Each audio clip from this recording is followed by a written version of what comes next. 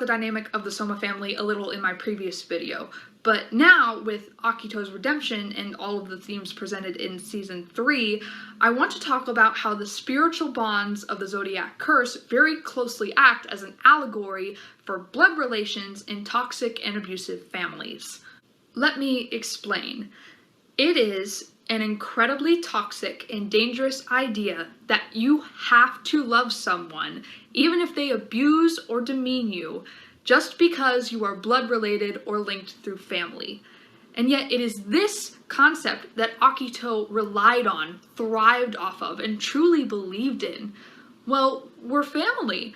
I was meant to be loved by you. It doesn't matter if I take out my anger on you. I do love you, and I know you'll forgive me because you're supposed to love me too. But here's the thing.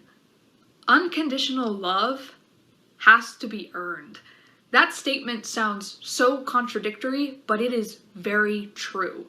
You are the only person who chooses who you love unconditionally and what faults you are willing to accept from a person, which should never include abuse, by the way.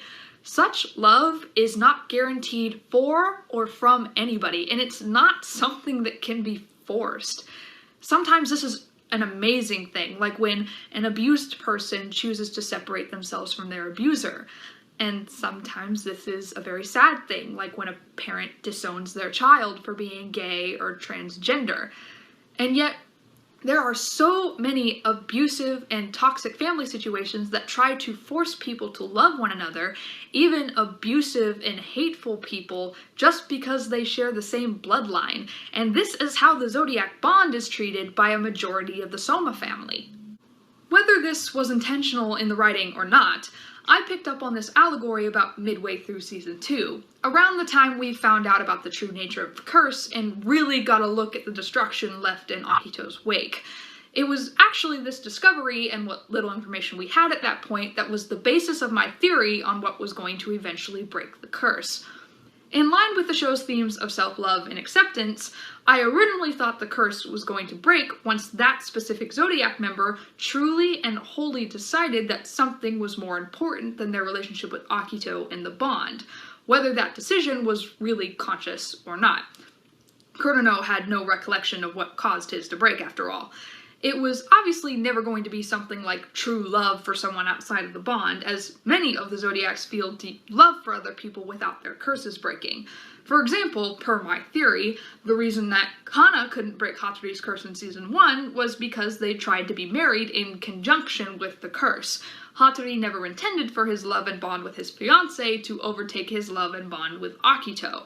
Now, of course, we know that this theory is incorrect, but I still feel a little proud of myself for it. How all of the Zodiac members react to the curse breaking also supports the idea of a toxic family metaphor. When their bonds are severed, all of them describe it as a joyful, liberating feeling, as if they're finally becoming themselves for the first time. But simultaneously, they feel a great sense of loss after parting with something that has been with them for so long. I've been fortunate enough to have grown up in a very loving and supportive environment, and to have never been a victim of abuse. But having talked to many friends and others who have had such experiences, this reaction seems very accurate and similar to some having abusive relationships and households. Even though stepping away from a toxic home life and family can be incredibly freeing on multiple levels, for some people, there can be a sense of loss for what little was there, or for what could have been if things were just a bit different. Okay, I think that's enough of the depressing topics for a little bit. I can only get so psychological on you guys. Now, we got magic, y'all! Alright, magic might be taking it a bit far, and it's definitely not a whole lot, but we definitely have more pieces of spiritual and supernatural happenings than we did in the previous 2 seasons. Firstly, we finally get to see the first banquet between God and the animals, and how the true story of the Zodiac played out. Having the truth about the cat's role come out was especially satisfying, because I caught another thing during my rewatch that actually points towards this revelation immediately upon the start of the show. Literally, the first thing we see in episode 1 of the entire series is the cat sitting in God's lap while surrounded by the other Zodiac members. Truly the memory long forgotten by everyone, not just by the Somas, but by the audience as well. There's also the underlying hint that the spirits of the zodiac and God themselves may have more of an influence over what is happening than what we originally thought. Rather than just the Soma's own motivations and wishes driving the curse to break, the spirits possessing them might also be speeding things along. About midway through the season, Shigure tells Toru and Rin that he thinks their generation is participating in the final banquet, citing the fact that this is the first time ever that all of the Zodiac members have been alive at once. This piece of information was honestly kind of a bombshell for me, because I had just assumed that all of the Zodiac members always existed with one another. As soon as the snake would die, another baby would be born with the snake spirit to take their place, and so on and so forth. But Shigure reveals that this is not the case. This reveal of a long-forgotten memory and the true Zodiac story offers even further explanation. After so many thousands of years and reincarnations, after seeing generations of Soma suffer because of their bond, it became clear to the other Zodiac spirits that perhaps the cat was right all along, and that holding on to their bonds had turned into a futile and cruel practice. God even says so upon their curse actually breaking. The original Zodiac story also gives some possible insight into the reasoning behind Hatori's memory-wiping powers and Kyo's true form. With Hatori, it's kind of simple. He is literally possessed by the spirit of a mythical being. We see goddamn Shenron in those flashbacks. Not only that, but the dragon was the last of the Zodiac animals to pass away before God, so that may have significance as well. Contrarily, the cat was the first of the animals to pass away. Before this season, I had always assumed that the cat spirit was sort of extra cursed with a true form for one of two reasons. Either one, it was an impure spirit for not being a true member of the Zodiac, or two, it was simply angry and vengeful for being tricked and left out of the Zodiac. Now knowing the true story, that the cat wanted to simply treasure its limited time with God and dreaded the idea of an eternal bond, that I have come up with two other options. One suggests that the cat is still a resentful spirit, not for being left out of the Zodiac, but rather for having been forced to live in an eternal bond and for being rejected by its brethren. Either that, or the true form may be a punishment on the cat from God themselves, after the animal seemingly rejected them. We still never get a concrete explanation as to why the Somas were chosen as the vessels for the Zodiac. Perhaps it all started as a coincidence, and the spirits just rolled with it.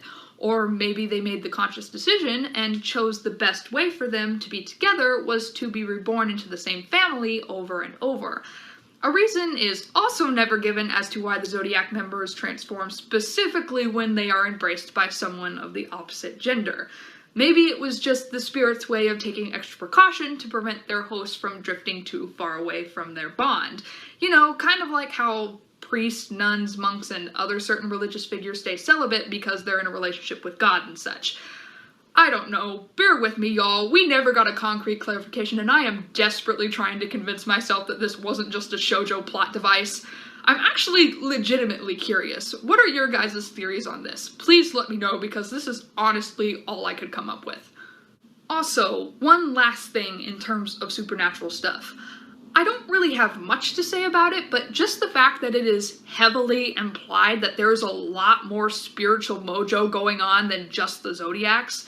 Like, we see Kyoko in the afterlife. We see her reunite with Katsuya. I know that this could kind of be inferred the whole time, like, if God and the Zodiacs are a thing, then surely a lot of other stories are too, but it's just really wild to actually have that kind of confirmed. Okay, now that that's done, we finally reached the juicy stuff. Who's ready to talk about romance? Because I got stuff to say. The ending of this series very much felt in line with the ending of a Shakespeare play, specifically one of his comedies. And if you've never seen or read one of the Bard's comedies, basically most of them end with everyone getting married to somebody. And I think that very accurately describes what happened in this final season. You get a partner, and you get a partner. Don't have one, you better find one. Some of these pairings were, oh my god, perfect, would die for them. And some were... Let's take this in sections, shall we? The ones that weren't really necessary, or at least don't do anything for me. Ritsu and Shigure's manager are implied to be a thing in the final episode, which... great, I guess? I don't know. Ritsu had his one episode in season 1, has been irrelevant ever since, poor guy. Also, Kazuma and Hanajima, like, bitch, I thought that was just a joke! Who knows, maybe Saki's trying to make her move and Kazuma's just being an oblivious, pure dad that he is. Aime and Mine also just came out of left field and kind of make no sense. They always just gave off hella fun co-worker vibes, the quirky employee and off-the-wall boss. Never once did I pick up anything romantic. And finally in this bunch, Kurono and Uotani. I said in the last video that I would hold my judgment until this season. I have judged, and I never really got attached to them. It honestly looked like they were going to drop it at the beginning of the season, and again, I was sure that man was going to be a dead birdie for a hot minute. There's nothing particularly wrong with it, it's just that they never really spent that much time together. Arisa says as much. And for a show that is so good at taking its time to build relationships and romance, it just felt so out of place. In fact, I guess that's kind of my problem with all of these. They all just feel squished together like Takia felt she had to get everyone hitched. That and the age gap still kind of bothers me.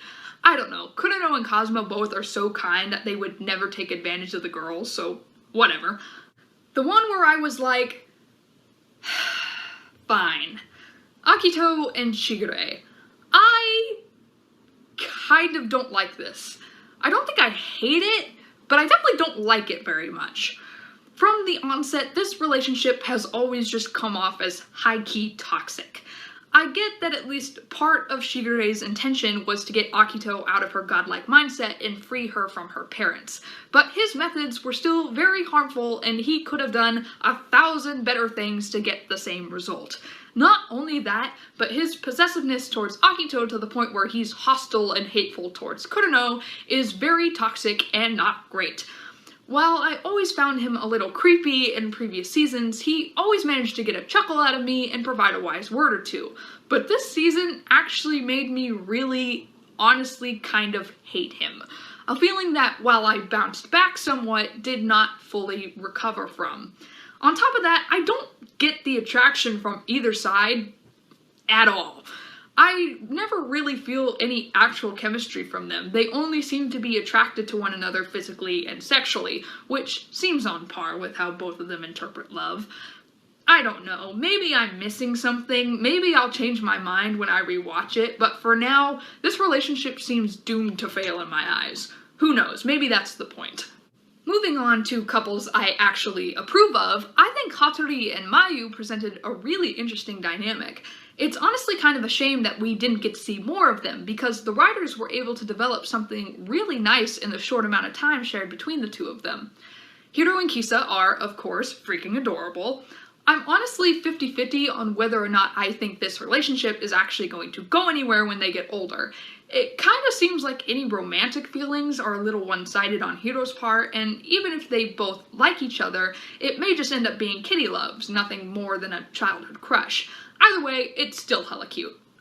And holy shit, did we get some Haru and Rin content!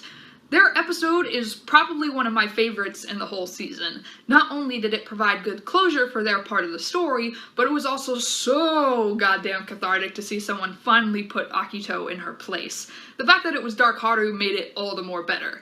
The acting was also some of the best in the series, both in sub and dub. Don't worry, we're also going to talk about that later. This season also made me completely understand why Takia decided to pair Yuki and Machi together. In the last video, I said that he and Kakeru would be a good pairing as well, and why that would have also been a good route. I think in terms of character arcs, these two are just a little better. Plus, this was a 90s manga, so But anyway, yeah, Yuki and Machi are hella cute. I mean, the girl who hates perfect things, and the boy who is perceived to be the perfect prince falling in love. How much better can you get than that? Oh yeah, literally one of the best couples in anime history. Kyoru is life, baby! I mean, my god were my crops watered this season. As I said in my previous video, both Kyo and Toru are amazingly written and shockingly real characters on their own, and the evolution of their own individual arcs, in addition to their relationship, is the show at its peak. Every single one of their interactions, whether romantically framed or not, is so unbelievably raw and genuine and sweet and god, they are just so perfect. They were 100% my favorite ship, not just in the show, but in any of my fandoms before this season started. But this season just gave us the perfect scenes and moments to complete their love story and finally bring them together. Alright, let's get the sad shit out of the way first. Let's talk about episode 8. Just my heart. A roller coaster of heartbreak. That's what this was. First off, I actually want to say how refreshing it was to have Kyo just straight up ask Toru if she's in love with him. It's already been made abundantly clear by this point how good he is at reading her and picking up her moods, and we already know that he had been suspicious of her feelings since all the way back in the Cinderella episode. Unlike then, however, he decides to finally confront her instead of running away from reality. And that's really what this whole scene is about. Kyo deciding not to run anymore. The second her silence confirms the truth, his voice shakes with fear. His eyes are filled with sadness as he tells her about what happened to her mom. Hearing "I love you" come out of Toru's mouth is everything he's wanted for the last 2 years, and yet all it does is bring him sadness and fear because he thinks that everything he's about to say is going to bring it all crashing down. Not only that, but this boy thinks it should. Which brings us to... I'm disappointed in you. I've heard another translation where he says something along the lines of, "How pathetic," which, ouch. Both of these are very much ouch. What makes this one sentence so gut-wrenching isn't just that Toru has to hear those words directed at her, especially after their scene on the balcony. Rather, it is the second half that Kyo doesn't say. "I'm disappointed in you for loving me." He will never be disappointed in her for being a little selfish. Never think she's pathetic for crying for herself. Never look down on her for putting on a happy front for others. But he will be disappointed in her for loving something that, in his eyes, isn't worth loving. Something that is below her. And in this moment, that's himself. Flash forward to the next episode after she has fallen off the cliff, and confession time, I am weak for scenes like this. Just seeing Kyo's look of absolute fear when he hears about her accident and the pure horror on his face as he looks down at her battered body were all it took to make me tear up. I think a lot of us have a fear of saying or doing something hurtful to someone we love and never getting the opportunity to apologize for it. And you can just see the terror in his eyes when he thinks that's happening again. It really did help that I knew she was going to be okay, again, after briefly freaking out for a millisecond, because that gave me the opportunity to freak about all the romantic stuff. Her cupping his cheek when she wakes up, her finally moving on from her grief to embrace her love for him, him just short of cradling her in his arms, the kiss, y'all, ah! Great opportunity to segue into talking about their second kiss, which, the one she was actually awake for. But actually, it's not the kiss that I want to talk about, but all the stuff around it. Only in Fruits Basket can the kiss be the most minuscule thing in a romantic scene. Anyway, Kyo's confession, on top of being so cathartic after 3 seasons of pining, is incredibly raw and genuine. You can just feel all of his regret, his hope, his love in his words. And the fact that he gets on his knees and asks her for one last chance to do things right was extra icing on an already moist and delicious cake. I meant to talk about this in my first video, but whether it's a shoujo plot device or not, it was actually a move of genius on Takiya's part to make the no hugging rule a thing. In most romance anime, there's always moments where the 2 main love interests will be cramped into a small space together, or one of them will trip into the other so they end up hugging. And shows like that have, normal circumstances where that stuff can happen, and does happen more often. So really the only sign of, closeness and real intimacy is kissing, and this is the truth for the romance genre in general. And it's this deviation that makes the restrictions in Fruits Basket so brilliant. Romance stories and life in general make such a big deal about kissing that we kind of forget the value of hugs, or hell, even hand-holding. But the show makes a point to emphasize the value of these things and somehow makes them the most romantic things on the planet.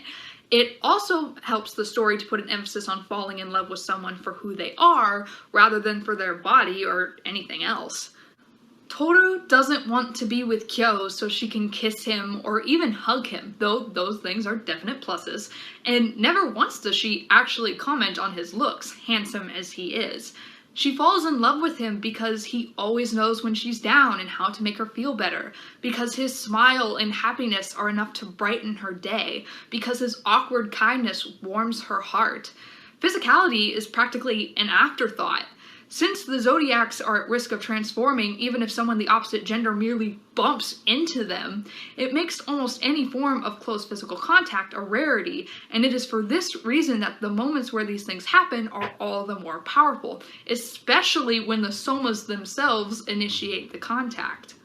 So, let me tell you how satisfying it was when this show gave the musical bombast, twirling camera, and shoujo bubbles not to Kyo and Toru's kiss, but to their first real hug. While quiet and soft and beautiful in their own ways, the two could have kissed at any time in the show, because that wasn't what the curse was preventing. What makes this embrace even more powerful is the fact that they were both fully prepared for Kyo to transform. They had firmly decided that such a thing didn't matter, that it wasn't going to keep them apart anymore. And then the moment when they realized that the curse has finally broken, when they realize that not only is Kyo free from all his burdens, but that they can finally just hold each other, take each other in, be whatever they want to be without anything being in their way, is a moment of pure shock and joy. I mean, Toru's face when he tears off his beads really says it all. I also thought it was super refreshing that we actually get to see a few episodes with them officially together. They go on dates, family and friends know, and they talk about their future. Honestly, their conversations about moving away together and forming a life were so mature and realistic and sweet. You can tell that they're really thinking about their decisions and trying to do what's best for each other and the future they want to build together. Communication. We love to see it. Also, yes, the time skip at the very end was freaking glorious. I, like everyone else, was shook at the little girl I thought was the daughter but was actually the granddaughter, plus the grown son who looks exactly like his dad, and sweet old couple Kyoru. I would have liked to see a little bit of everyone else, but you know what? I'm still insanely freaking happy with this. I can use my imagination, I'm not complaining. Side note, I only recently found out that Fruits Basket and Other is a thing. I have not read it yet, but I am definitely planning to, so you don't have to tell me about it in the comments. Also, no spoilers, please. Thank you. Okay, I've spent the entirety of this video talking about tone and metaphors and character arcs, but a story's writing is only as good as the actors who have the privilege of reading it, and holy shit, the acting this season. I have watched the first 2 seasons in both sub and dub, but I watched the entirety of season 3 in English. The dub was already in my top 5 favorites, but when I say that every single member of the cast popped off this season, I am not joking. First off, huge props to Funimation for rolling out the English version of episodes simultaneously with the original Japanese. I know a lot of factors go into allowing them to do that, but it was still very impressive and hella nice. Also, before even talking about the cast, I've got to shout out the series' incredibly awesome ADR director, Caitlin Glass. Most people know her for her acting roles such as When We Rock Bell in FMA and Mina Ashido in MHA, and she also provided the voice of Machi for the show, for which she obviously did a fantastic job. However, I now like to call her the Queen of Shoujo, because whenever she's heading a show, you know it's going to be good. Her first directing job was Ouran High School Host Club, a widely acclaimed dub in the anime community, and she also recently directed the dub for Horimiya, which I have not seen, but I have heard the dub and the show itself are very good. I follow Caitlin on social media, and you can tell that she was always so passionate about the show, reading the manga in preparation for each season and hyping up the actors in whatever episode just aired. Now to move on to our main trio. As someone who was introduced to Laura Bailey through her shonen work and Jerry Jewell and Eric Vale through frickin' Hetalia, oh my god did they shock the hell out of me. I mean, their amazing performances have been unquestionable since season 1, but they were given such incredible material for this season and none of them missed a single beat. All three of them were part of the original cast for the 2001 anime, and you can just feel the love they have for these characters and the passion for the story they are finally getting to finish 20 years after they started it. While I have heard a lot of their other work before and really liked it, this is what put all of them among my top favorite voice actors of all time. And to be frank, I've just been sleeping on them. Brina Palencia definitely gave her best performance ever as Rin, in my opinion, and Akito is definitely now in my top 5 favorite Colleen Clinkenbeard roles, though she was also given a crap ton of amazing material this season. Between this and My Hero Academia, Justin Cook has slowly been climbing my rankings as well. The confrontation scene with Akito is definitely my favorite scene he's ever done. It gave me chills. Hell, I had never even heard of John Bergmeyer before this show, even though the man has been in the business for years. Still, regardless of how I feel about Shigure, his performance is the best of the cast outside of the main trio, and his voice is just perfect. I also have to give a shout out to Lydia McKay, who plays Kyoko. She has such a soothing mom voice that is always just packed to the brim with kindness and wisdom without being condescending and always sounding completely genuine. Kyoko's inner monologue as she's dying is definitely one of the most emotional moments in the show for me, and half of it is because of her heart-wrenching performance. You might also recognize her as the voice of Trisha Elric from Fullmetal Alchemist, but screw her, because this is the anime mom death that's gonna be having me in my feels for a while. Now, while I prefer the dub for this show, this is in no way me saying that the Japanese version is lesser than. Far from it. You can definitely tell that a lot of hard work and love went into the sub version as well, and that there are equally brilliant actors in that cast too. However, I find it hard to judge the Japanese performances because, 1, I don't speak the language, and 2, emotions and other inflections are kind of done differently in Japanese voice acting than in English, even if ever so slightly. Because of this, I always found myself getting more invested and emotionally charged in the English version than in Japanese. But of course, I know there are probably some people who are vice versa, where they are more attached to the sub than the dub. It was just really hard for me to find more standout performances, though I do have a few. My definite favorite of the subcast is Yuma Uchida as Kyo. He's been in the industry for a few years, but has only recently been getting breakout roles. Jujutsu Kaisen fans will recognize him as Fushiguro. Anyway, whenever Kyo spoke, it always felt like he was giving 1000%, and I always felt so much emotion and energy coming from him, the most out of the whole cast. I still prefer Jerry Jewell though, I'm sorry. Yuichi Nakamura likewise gives an equally comedic and threatening performance as Shigure on par with Bergmeyer, and that was a given. I mean, look at this man's resume. He plays a type and he plays it well. Makoto Furukawa as Haru also stood out for me, but to be completely honest, I'm not sure if it's because I liked his performance or because I could only think of Saitama every time he spoke. And finally, Aki Toyosaki as Rin was probably my favorite female performance of the Japanese version. Her reading for Rin's panic attack in season 2 was especially anxiety-inducing and so very moving. And finally, before we conclude, here's my ranking of all the openings and endings, something that no one asked for, but I'm gonna give it to you anyway. Number 1 and first place, Pleasure, the most recent opening. A bop, highlights all the ships, could listen to it every day and do. Number 2, Eden, a very beautiful and soothing song with absolutely gorgeous painted stills to go along with it. I definitely didn't buy the season 2 limited edition DVD just so I could get the art cards, frame them, and hang them up on my wall. Definitely not.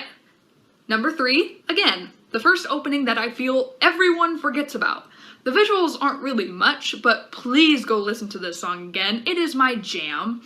Number 4, One Step Closer. A great song with cute zodiac figures, and it played over the iconic Kyoto image, so yeah. Number 5, Harurara. Listen, the upbeat nature of it may have clashed with the tone of this last season at times, but the images are cute and it is still hype as hell. Number 6, Lucky Ending.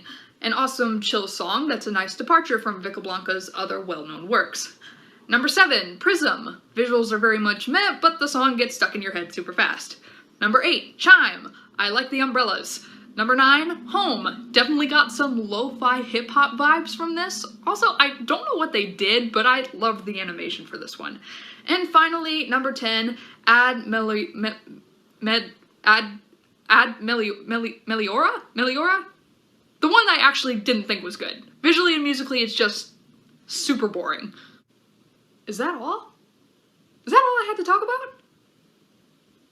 I think it is. Just watch, I come up with like 8 more points after I upload this. So, yeah.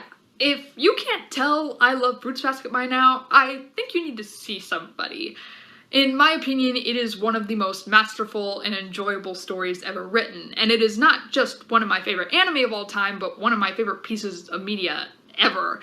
And I know I just spent some time with this video talking about things that I maybe didn't like as much, but in my opinion, masterpiece is not synonymous with flawless.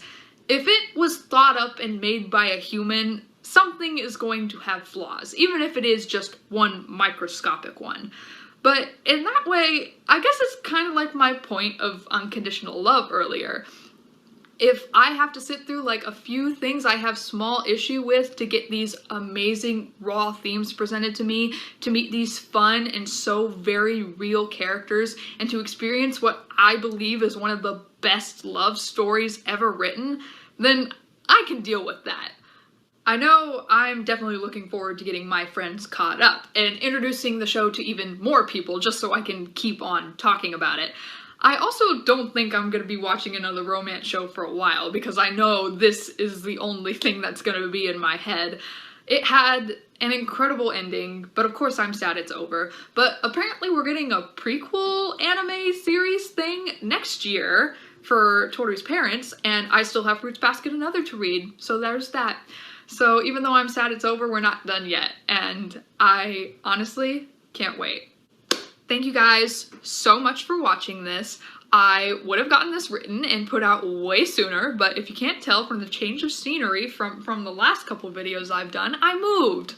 So there's that. If you haven't checked out my first video on seasons 1 and 2 of Fruits Basket, please do that now. Again, link will be in the description. I'm sure I put a link somewhere in here for that. We have other reactions and video essays and such on our channel, so please check those out as well. We have more content coming, hopefully soon. There's a motorcycle. But yeah, that's pretty much all I have. I hope you have a wonderful day. Stay happy, healthy, and safe, and yeah.